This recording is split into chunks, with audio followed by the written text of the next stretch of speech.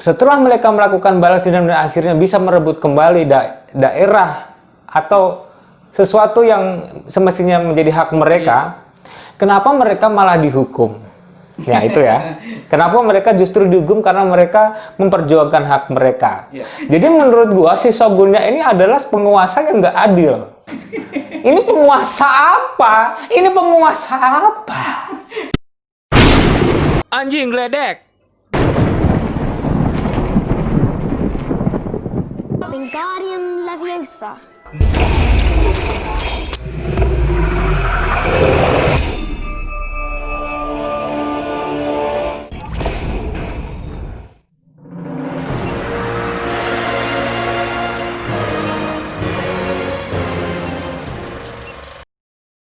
Pintu teater 1 telah dibuka.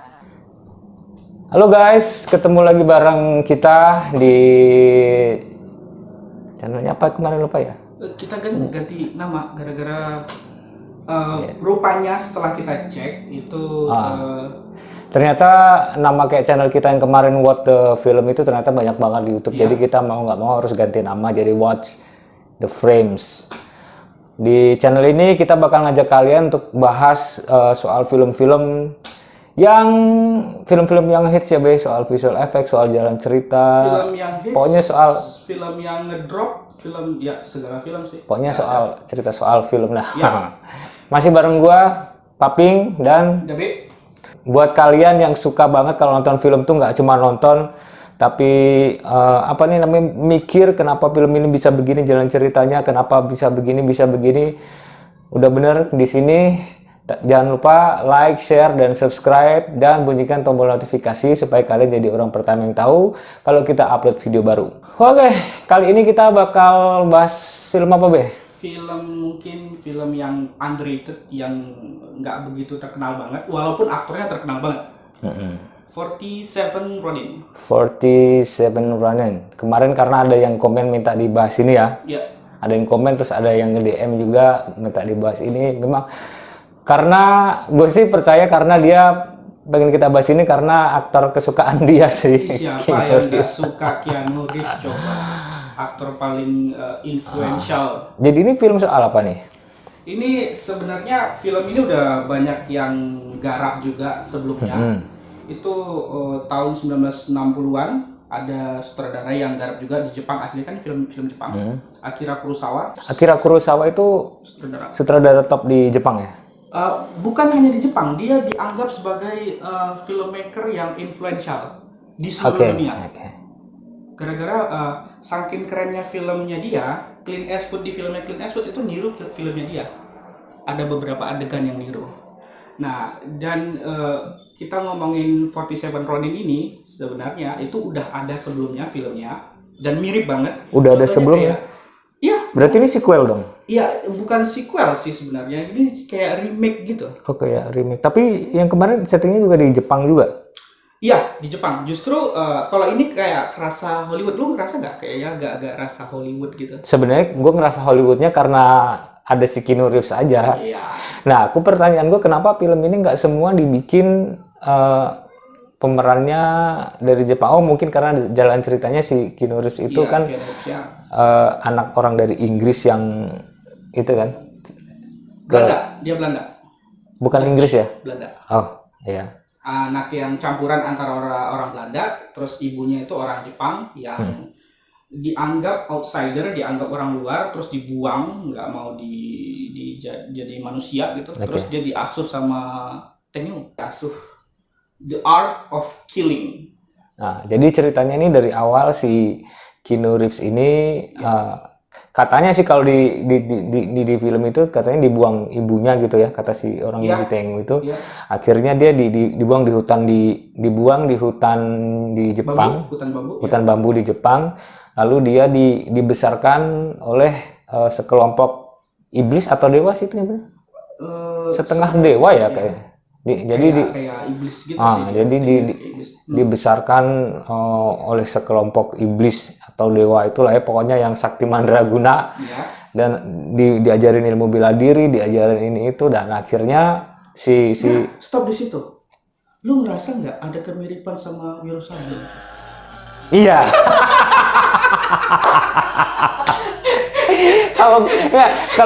Kalau gue rasa ini yang merawat si Kai ini, jadi Keanu Reeves ini jadi Kai ya. Iya, namanya Gue rasa yang merawat si Kai ini, gue rasa ada hubungannya sama si Shinto Gendeng. Kayaknya. Kalau nggak salah dulu SMP ini temen mainnya Shinto Gendeng kayaknya. Temen mainnya mungkin ya. Ya itu skip. Oke, sampai akhirnya si Kai ini dia melarikan diri ya. Sebenarnya kenapa sih melarikan diri dari itu? Karena dia nggak sanggup sama latihan yang berat, Oke. terus dia nggak bisa ngebunuh makhluk hidup juga. Dia mungkin rasa kemanusiaannya masih belum hilang. Akhirnya dia melarikan diri, ditemukan oleh penduduk desa penduduk desa Ako. Sebenarnya nggak penduduk sih, langsung apanya? Kayak pendiri akunya langsung kayak Penguasa akunya ya.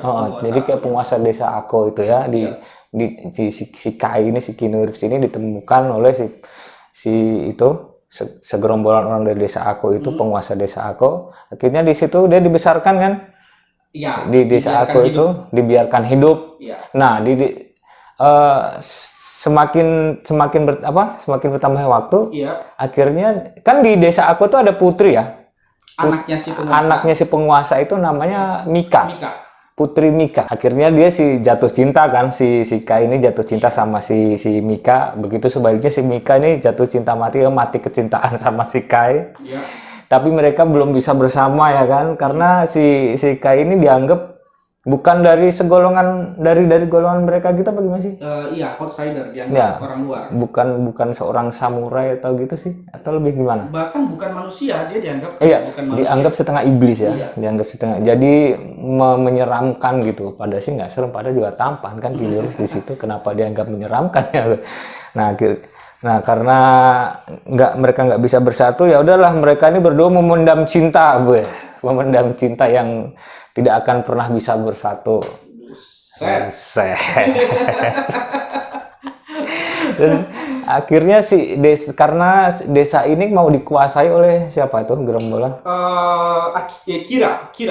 Kira itu Penguasa adalah dari desa kayak beda desa. desa seberang lah ya, penguasa dari daerah seberang itu pengen menguasai desa Ako. Akhirnya untuk menguasai desa Ako itu kan si Kira ini ingin menikahi si awalnya dia pengen ngebunuh penguasanya itu melalui binatang itu. Jadi penguasanya itu bapaknya Mika. Bis itu mau disuruh untuk ngebunuh bapaknya Mika. Tapi dibunuh sama Kai. Jadi si Kira ini, si penguasa dari desa seberang itu, dia punya temen siluman gitu loh, siluman kayak pendampingnya. Dia kayak siluman naga ya, ya. Siluman naga nih, cewek ini. Tapi bagus itu, dia perannya, mukanya tuh pas banget gitu, pas muka perempuan yang ngeselin gitu sih, siluman yang ngeselin. Gua aja nontonnya kesel sama dia. Yang gue rasa ini yang hebat nih tukang castingnya loh, Be.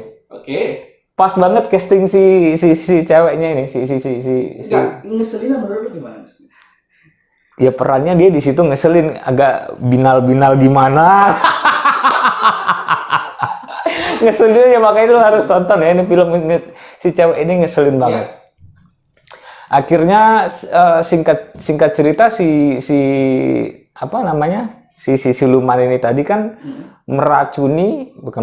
membuat si bapaknya Mika ini, si raja desa Ako tadi kayak gila gitu, dibuat kayak halusinasi kalau si Mika itu mau diperkosa sama Kira. Jadi dia mau ngebacok si Kira. Rupanya itu sebenarnya rupanya pas dibacok gitu, rupanya dia lagi nggak memperkosa si Mika, rupanya lagi halusinasi aja. Rupanya lagi halusinasi, dibacok. Dan akhirnya karena perbuatan itu, karena dituduh dia mau membunuh Kira. Iya, di depan Shogun. Shogun itu siapa? Shogun itu siapa? Shogun itu paling tinggi di Jepang. Jadi dari semua penguasa daerah, penguasa tertingginya adalah Shogun. Shogun itu kayak sama nggak sih kalau kayak gini? Gubernur atau bupati, terus di bawahnya ada camat. Kayak gitu. Nah, itu si Shogun itu adalah paling tinggi ya. Iya, paling tinggi. Nah, sama si Shogun ini si penguasa desa Ako tadi, si bapaknya Mika dihukum, dan hukumannya guys, hukumannya adalah disuruh bunuh diri. Namanya apa? Seppuku. Nah, disuruh bunuh diri. Bunuh diri itu adalah itu yang kemarin lo juga kesel kan? Maksudnya lo bilang kenapa dia harus bunuh diri? Kenapa dengan budaya Jepang yang mati terhormat itu? Apa masalah lo dengan mati terhormat sama mati aja? Kalau pas cerita yang itu yang pas bapaknya dihukum bunuh diri itu, gue sih belum ada masalah nih. Gue belum ada mempertanyakan kenapa begini belum. Tapi di ending nanti ntar gue bakal yang gue pertanyakan di situ gitu, yang gue nggak demen gitu. Tapi di sini ada adegan-adegan yang menurut gue ya nggak konsisten gitu loh, sikap kesatrianya tuh nggak konsisten.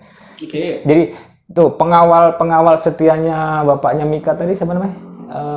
Oishi itu punya anak. Tangan kanan, ya. Nah, punya anak. Jadi suatu hari dia mau ada kayak apa nih, kayak pertarungan antara samurai dari desa ke desa. Dari desa Ako sama desa yang orang yang ingin menguasai tadi. Karena si samurai yang akan ditandingkan oleh samurainya dari desa Ako tadi diracun sama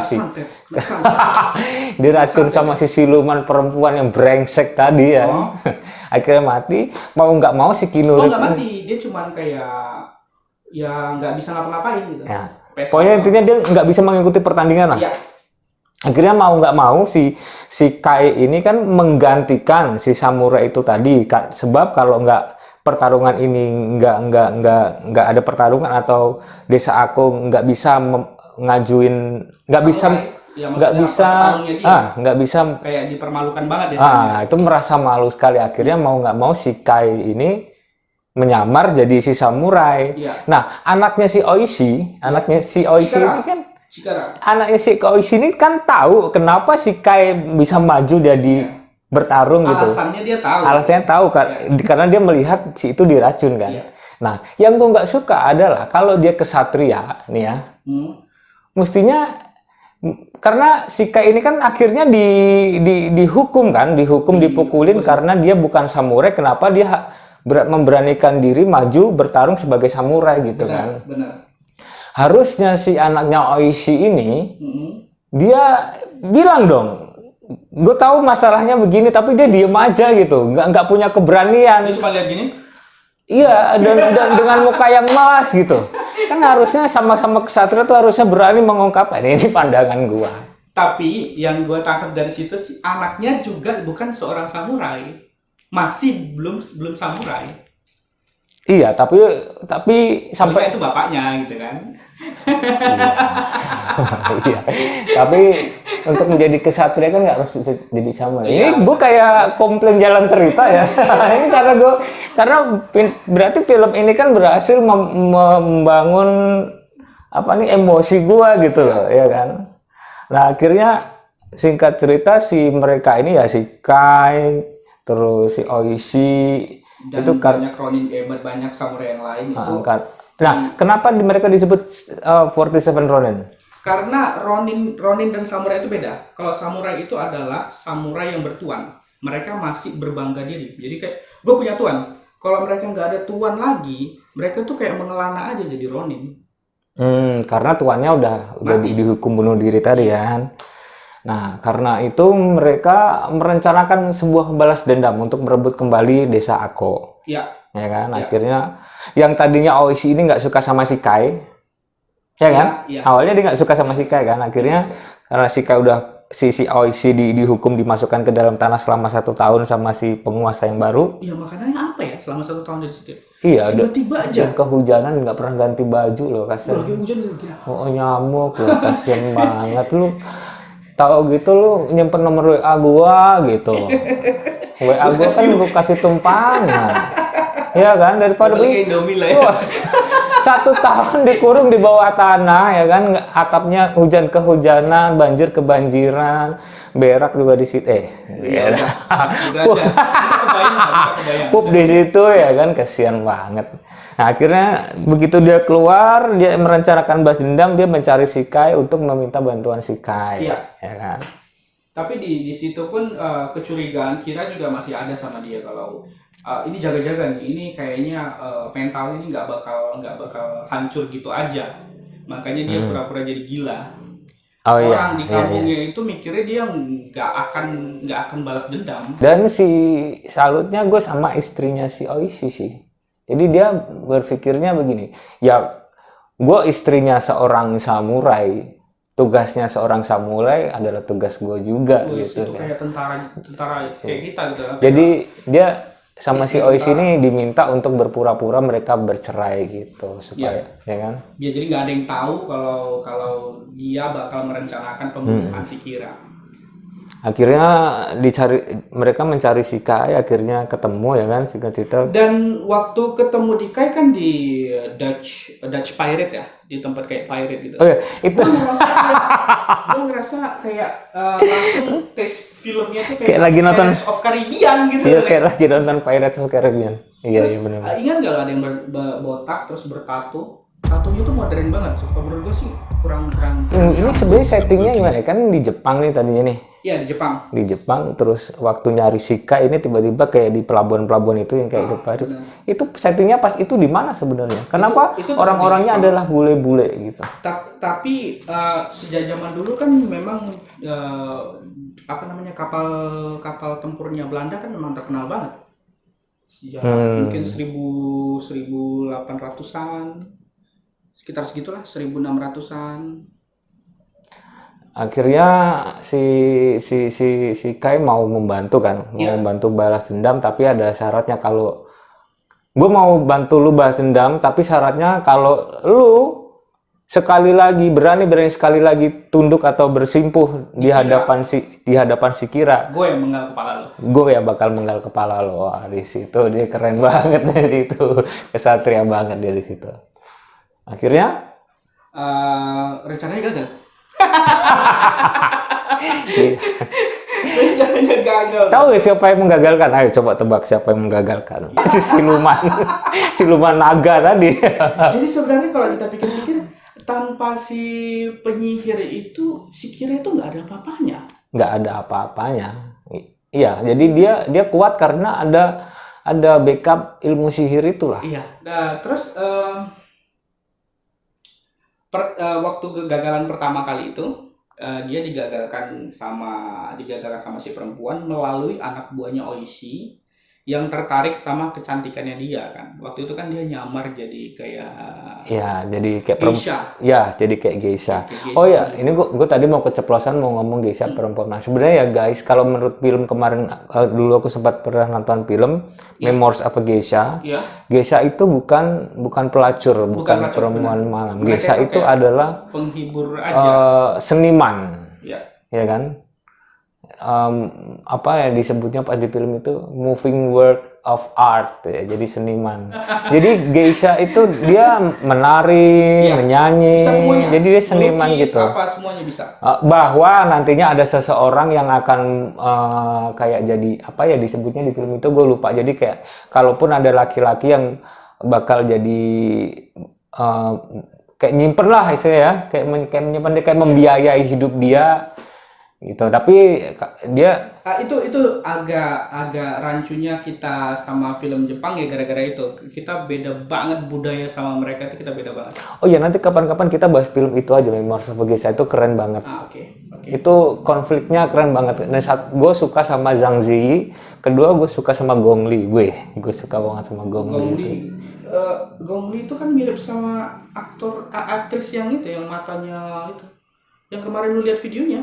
Siapa? Yang udah meninggal, yang udah tua.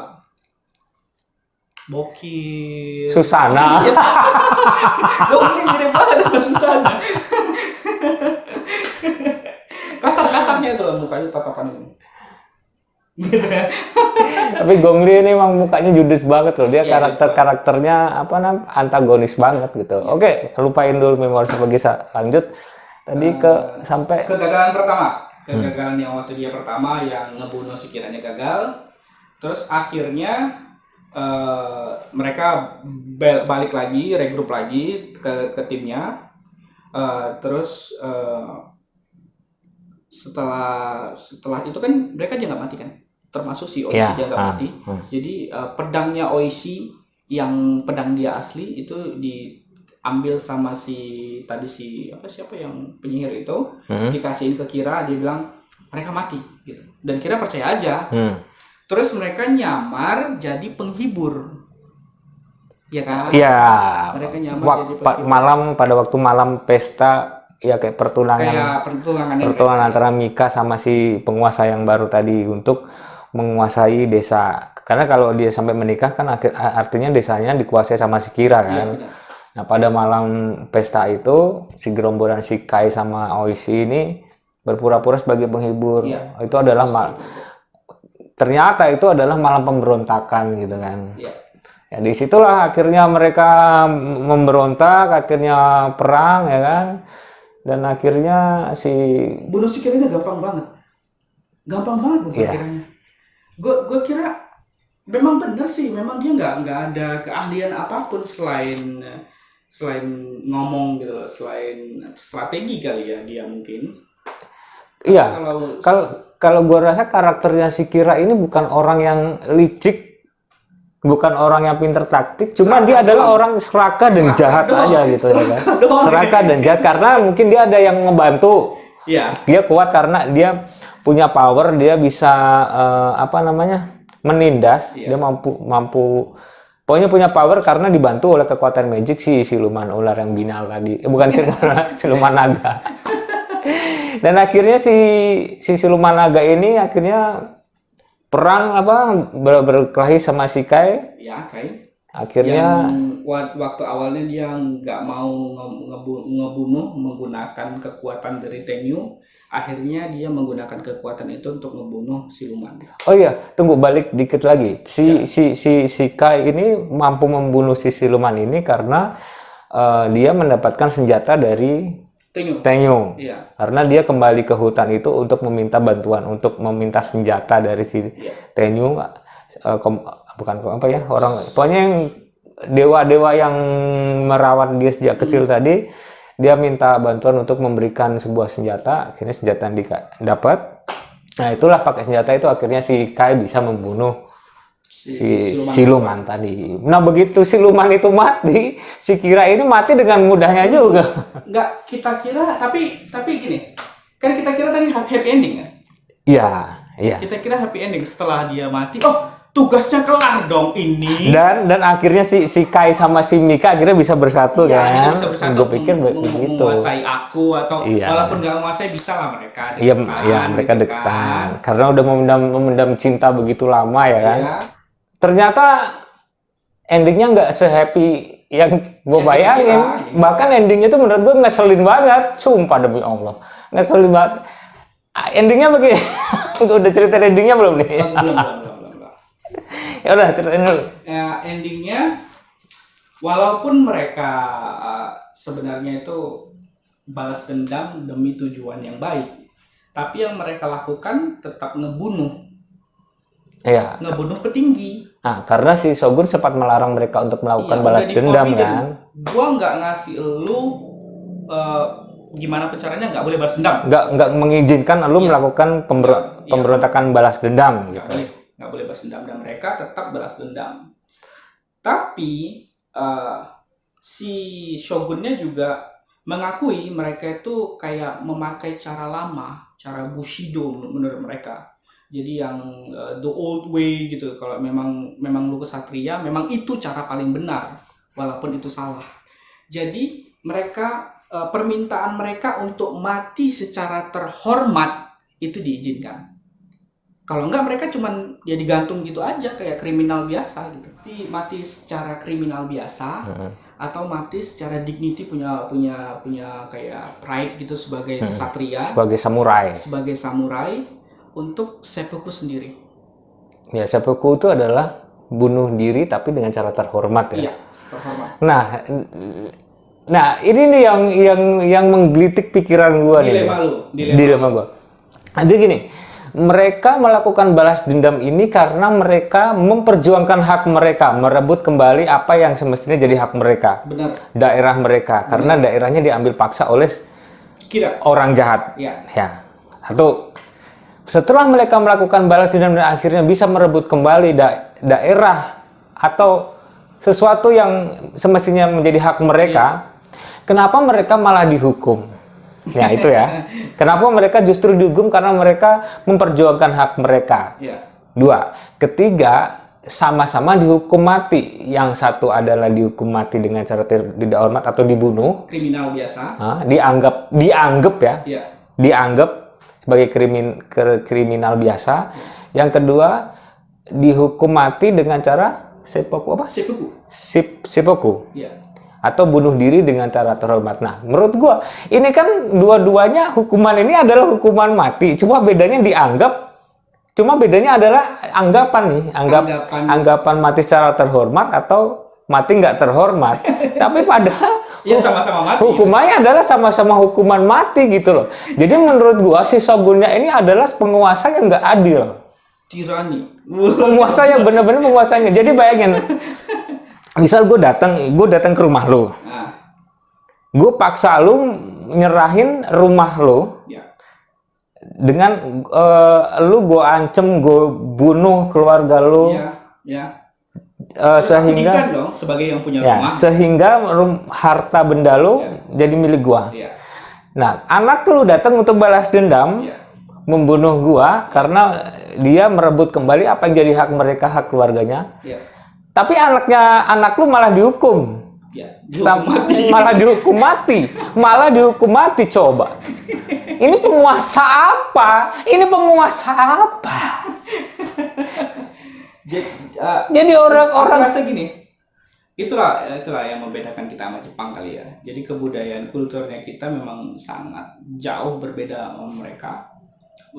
Termasuk di itu anggapan kalau terhormat, sebuah kehormatan itu gimana, itu kayak hal yang paling beda banget menurut aku. Kalau menurut gua ini beda idealisme. Kalau menurut gua terhormat itu adalah udah sampai di mana pas tadi dia memperebutkan haknya dengan memperebutkan hak mereka kembali dengan cara kesatria, itu udah menurut gua udah terhormat banget. Jadi kalau udah menurut gua nggak perlu lagi dapat hukuman gitu loh, itu kan hak mereka. Secara memang kalau kita sahnya ya memang itu punya mereka dan memang mereka punya hak untuk ambil lagi. Tapi memang yang mereka lakukan bukan hal benar juga, Paps. Ngebunuh juga bukan hal yang benar juga. Gimana ya dilemanya gini, lu membunuh perampok yang sudah membunuh semua warga aku. Mungkin mereka harusnya gini. Mereka nggak boleh ngebunuh Kira, mungkin mereka hanya boleh nyembah-nyembah ke Shogun. Kalau Pak tolonglah Pak, itu mereka salah Pak. Sebenarnya ini banyak terjadi di pemerintahan zaman sampai sekarang sih bro. Berarti nih.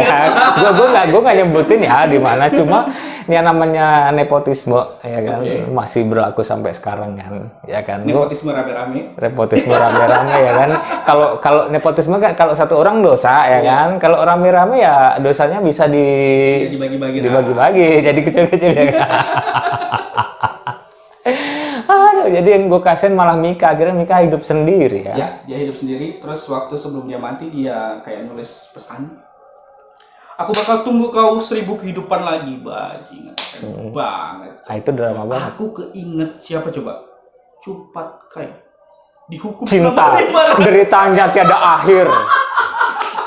500 kehidupan loh dia dihukum. Kosong adalah isi adalah kosong. Jadi menurut lo film ini rekomen nggak? Kalau secara dia membuat emosi, ini menurut pandangan gue pribadi dia membawa emosi penonton sih boleh lah dapat. Makanya gue tadi bilang sih dari acting si cewek siluman tadi bisa bikin gue kesel, dan jalan ceritanya juga bisa bikin gue kesel ya, bisa bikin gue kesel jalan ceritanya menurut gue. Nah tapi pertanyaan gue, kenapa film ini nggak berhasil di box office, nggak berhasil di Hollywood? Aku rasa gini, nah ini enak nih. Aku rasa film 47 Ronin nggak berhasil di dunia, bukan di Hollywood aja ya. Itu gara-gara samurai seharusnya nggak banyak CGI, cuy.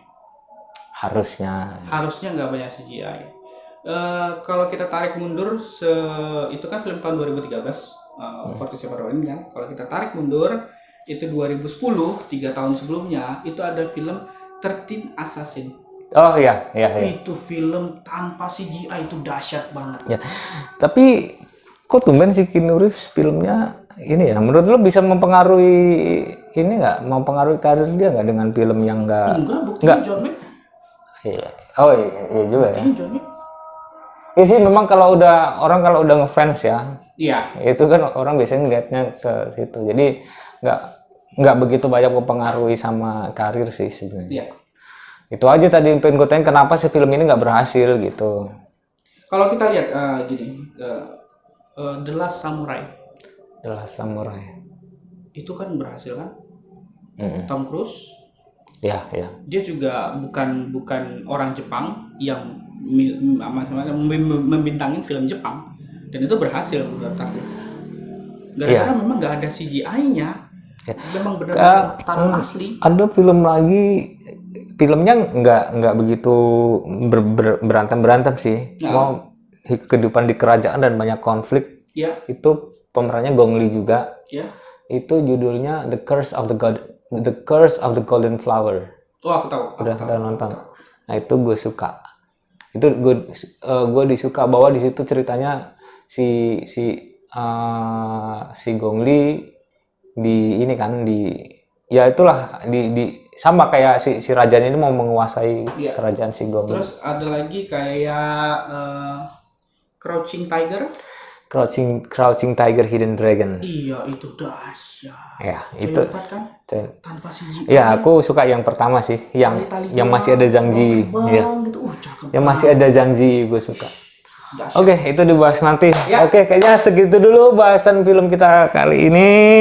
Kalau kalian ada pengen request film apa yang kita bahas, atau pengen kita bahas apa, kita bahas aktor terbaik, aktris terbaik, tinggalkan komen aja, nanti pasti kita usahakan kita bahas. Ya.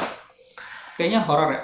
Oke nih, horor. Kayaknya horor. Kita kayaknya perlu pakai kostum horor. Atau kita nggak usah pakai kostum, kita udah horor. Oke guys, sampai di sini dulu perjumpaan kita kali ini. Jadi pokoknya jangan lupa untuk like, share, dan subscribe supaya kita bisa terus membuat konten-konten yang bisa menghibur kalian. Dan harapan gue sebagai penikmat film, semoga perfilman Indonesia semakin baik dan semakin baik lagi. Semoga COVID cepat hilang, jadi bioskop cepat buka. Ya, dan perfilman Indonesia semakin baik, bisa setara dengan film-film Hollywood dan tapi emang sekarang udah kelihatan sangat baik. kita berkembang. Hey guys, sampai jumpa.